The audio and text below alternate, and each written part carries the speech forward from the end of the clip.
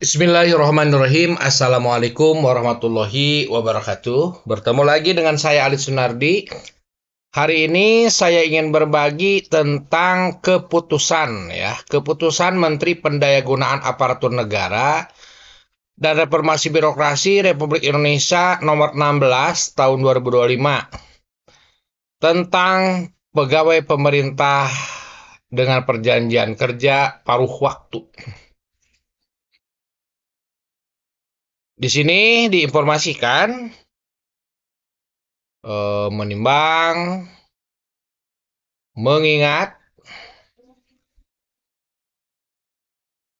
dan menetapkan keputusan ini ya.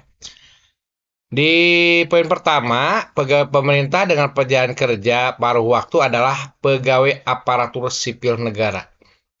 Jadi P3K paruh waktu adalah ASN yang diangkat berdasarkan perjanjian kerja dan diberikan upah sesuai dengan ketersediaan anggaran instansi pemerintah. Ini di poin pertama. Di poin kedua, pengadaan P3K paruh waktu dilaksanakan dalam rangka menyelesaikan penataan pegawai non-ASN, pemenuhan kebutuhan ASN di lingkungan instansi pemerintah, memperjelas status pegawai non-ASN untuk mengisi jabatan ASN, dan peningkatan kualitas pelayanan publik untuk mendukung kelancaran pelaksanaan tugas dan pelayanan kepada masyarakat. Di poin ketiga, pengadaan P3K paruh waktu dilaksanakan untuk mengisi kebutuhan pada jabatan sebagai berikut. Guru dan tenaga pendidikan, tenaga kesehatan, tenaga teknis, pengelola umum operasional, operator layanan operasional, pengelola layanan operasional, penata layanan operasional.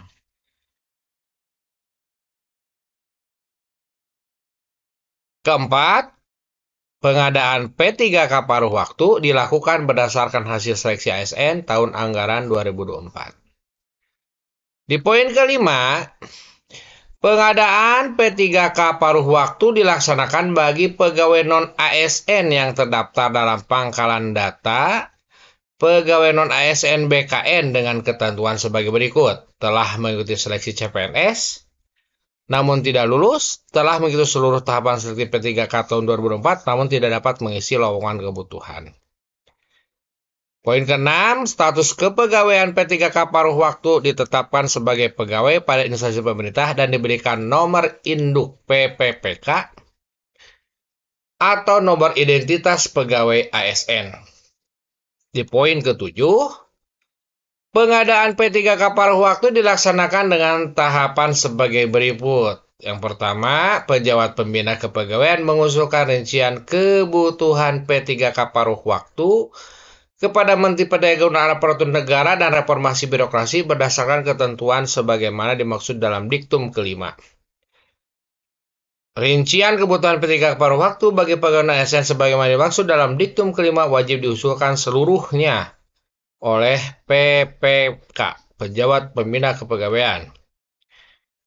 Poin C, Menteri Pendayagunaan Aparatur Negara dan Reformasi Birokrasi menetapkan rincian kebutuhan P3K paruh waktu pada setiap instansi pemerintah. Rincian kebutuhan P3K paruh waktu terdiri atas kebutuhan jumlah, jenis jabatan, kualifikasi pendidikan, dan unit penempatan. Di poin E, PPK mengusulkan nomor induk pegawai ASN kepada BKN paling lama 7 hari setelah mendapatkan penetapan rincian kebutuhan P3K paruh waktu dari Menpan RB. Kepala BKN menetapkan NIP, dan G, penerbitan nomor induk PPPK atau nomor identitas pegawai ASN sebagaimana dimaksud baru diterima paling lama 7 hari kerja sejak waktu penyampaian, dan HPPK menetapkan pengangkatan P3K paruh waktu sesuai dengan ketentuan perundang-undangan. Poin ke-8. Dalam hal pegawai non-ASN diusulkan menjadi P3K paruh waktu tetapi di kemudian hari mengundurkan diri. B, dianggap mengundurkan diri karena tidak menyampaikan kelengkapan dokumen dalam batas waktu yang ditentukan dengan surat edaran BKN. C. Meninggal dunia. PPK membatalkan proses pengangkatan yang bersangkutan. Ya, ini ada 3 poin ya.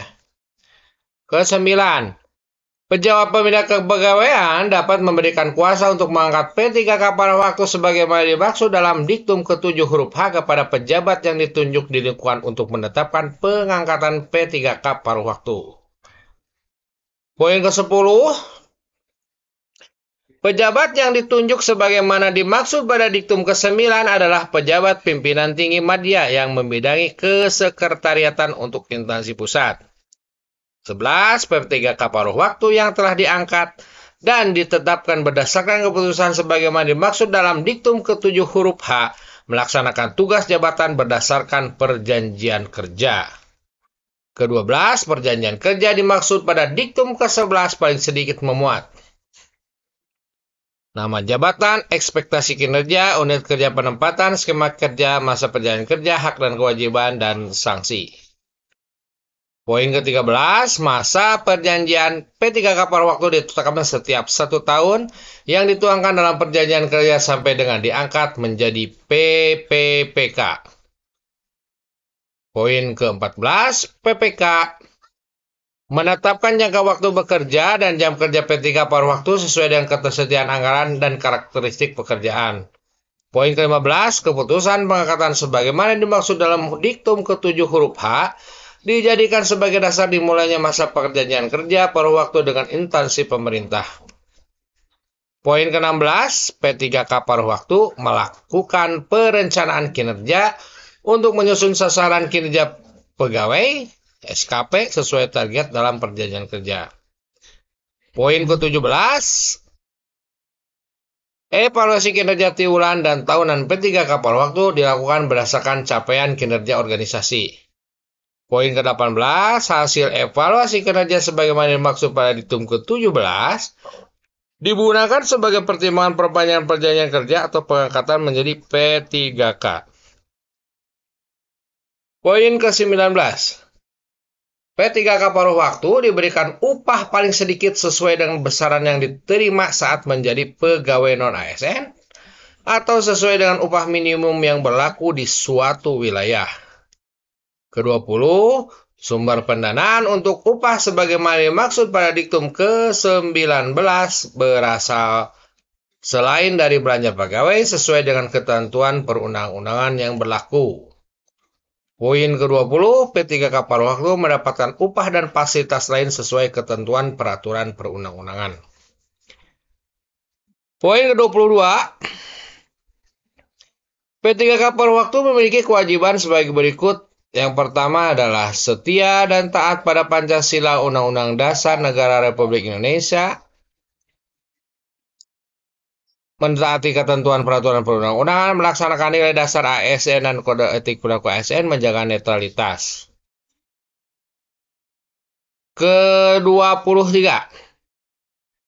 ketentuan terkait disiplin P3K paruh waktu sesuai dengan ketentuan disiplin yang berlaku pada ASN. Poin ke-24, ketentuan perhentian P3K paruh waktu sebagai berikut. Yang pertama, apabila diangkat menjadi P3K atau CPNS, mengundurkan diri, meninggal dunia, melakukan penyelewengan terhadap Pancasila dan Undang-Undang Dasar Negara Republik Indonesia tahun 45, mencapai batas usia pensiun atau berakhir masa perjanjian kerja, terdapat perampingan organisasi atau kebijakan pemerintah, tidak cakap jasmani atau rohani sehingga tidak dapat menjalankan tugas dan kewajiban, tidak berkinerja, melakukan pelanggaran disiplin tingkat berat, dipidana dengan pidana penjara berdasarkan putusan pengadilan, menjadi anggota partai politik ya. Poin ke-25, dalam hal P3K paruh waktu mengajukan pindah instansi yang bersangkutan dinyatakan mengundurkan diri ya. Ini.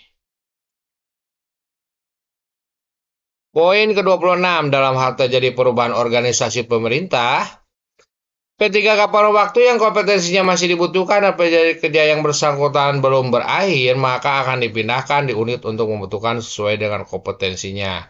Poin ke-27, Pengangkatan P3K paruh waktu hanya dilakukan untuk penataan pegawai non ASN melalui Pengadaan ASN tahun 2024. Ke-28,